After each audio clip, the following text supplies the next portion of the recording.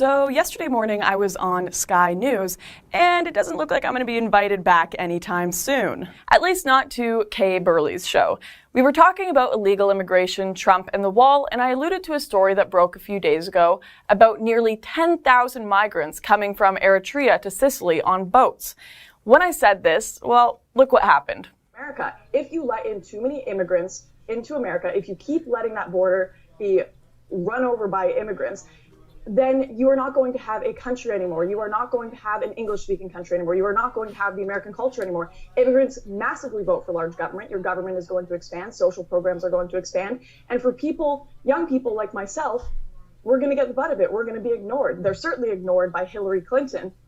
I mean, it's almost like our leaders have completely forgotten what legal immigration is. Everyone seems to feel bad for all these illegal immigrants and all of these refugees coming in on boats. What about the people waiting 5 years to come into the country legally? I mean, I don't know why legal immigration even exists anymore when I could just put on some bronzer, get on a dinghy boat, and show up on the border of Sicily or the beaches of Sicily with a Quran in hand and be accepted as an immigrant. Or go across the border with Moroccans and be accepted as an immigrant. No, we're not saying things like that on my program. Needless to say, the host wasn't very happy with me, but her screaming racist online does nothing but devalue and cheapen the word, and certainly does not constitute as an argument against any of my points. My main point being that what happened to legal migration, and where's all the liberal sympathy for these people? The migrants from Eritrea that arrived in Sicily the other day were praised by the mainstream media, celebrating them starting their new life in Europe. These people weren't even refugees, though. They weren't even pretending to be refugees. They were just economic migrants coming from a country that sucks right now. And you know what? There are a lot of people trying to come from countries that kind of suck to Europe, America, or Canada. And a lot of them are trying to come there legally. They've worked their butts off, learned the languages necessary, gone to school, and want to assimilate into the culture, and are able to pay their way without the government. Yet it is not these individuals that get to enter Western nations in hordes. It's illegals who do it and get praise from the mainstream liberal media. So why do we even have borders? Apparently, political leaders and media see their virtue signaling as more important than being fair and just to legal migrants, as well as keeping their nation secure and keeping a stable economy and a homogeneous culture. I was reading a post from a couple of years ago by an Italian man from Philadelphia who wanted to apply for his Italian citizenship. Listen to what he had to go through. Firstly, he had to obtain documents outlining his family history that were certified. From Italy, he got a copy of his grandmother's birth certificate. From Argentina, he got copies of his father's and grandfather's birth certificates and his grandparents' and parents' marriage certificates. And from the US, he gathered together copies of his mother's, his sister's, his brother's, and his own birth certificate. For those documents, he had to drive all the way out to Trenton in New Jersey for approval from the New Jersey Department of Treasury. He also needed to track down copies of all divorce certificates within his family.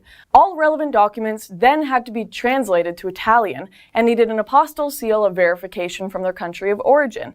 Additionally, problems arose when he realized the Argentinian documents needed to be approved by the Italian embassy in Buenos Aires, delaying the already lengthy process.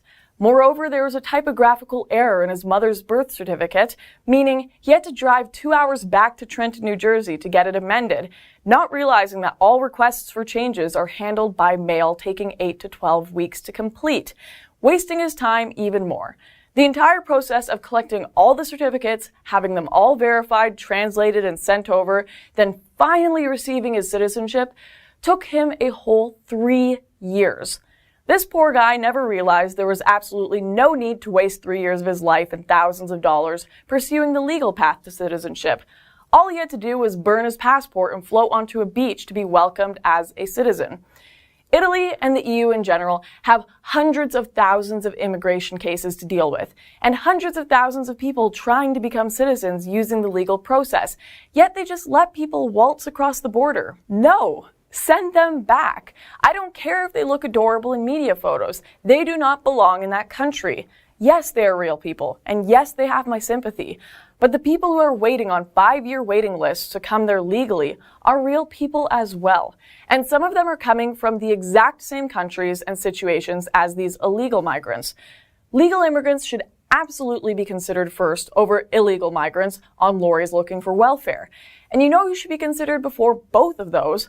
current citizens of the country. There are poor people all over the world, and there are poor people that still need help in the first world. Governments and people living in first world countries cannot feasibly take the entire third world onto their backs. It's just not possible. You are clinically insane if you think it is. And for all you libertarians and hippies that are saying ridiculous nonsense like borders don't exist, we're all just one human race.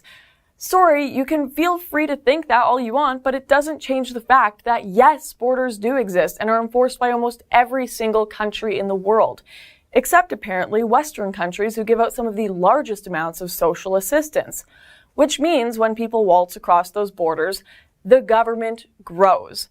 And taxes need to go up to support more poor people, and more subsidized housing, more health plans, more English language training, schooling, and all manner of government assistance.